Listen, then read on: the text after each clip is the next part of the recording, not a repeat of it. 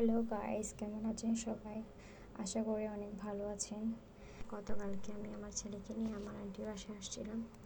এটা ছিল আজকে দুপুরের ভিডিও। রুই মাছ রান্না। রুই মাছগুলো আগে থেকে নুন হলুদ মাখিয়ে একে একে তেলের মধ্যে ছেড়ে দিচ্ছিল।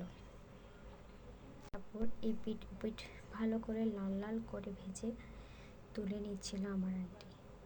আমি ওনাকে হেল্প করছিলাম একটু একটু, যেহেতু আমি এখন রান্না করতে পারছি না, রান্নার কোনো ভিডিওই শেয়ার করতে পারতেছি না।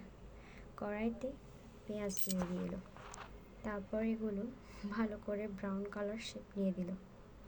তাহলে ফুলকপিগুলো একে একে দিয়ে দিচ্ছিল, দিয়ে ভালো করে নেড়ে চেড়ে দিচ্ছিল পেঁয়াজের সাথে।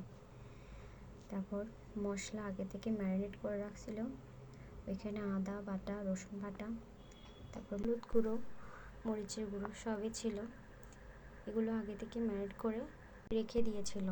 এগুলো এখন মিশিয়ে নিচ্ছে, ভালো করে নেড়ে চেড়ে দিয়ে আলু ফুলকপির সাথে ভালো করে মিশিয়ে নিতে হবে।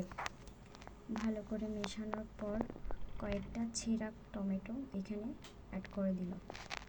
অ্যাড করে আবার একটু ভালো করে কষিয়ে নিতে হবে।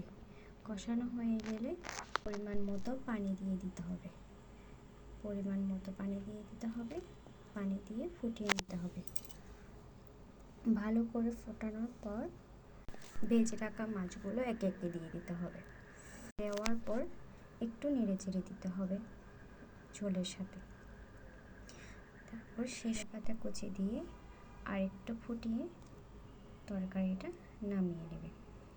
ভিডিওটা কেমন লাগলো জানাবেন, আর ভালো লাগলে লাইক কমেন্ট শেয়ার করে দেবেন। মাছের তরকারিটা আসলেই সেরকম হয়েছে।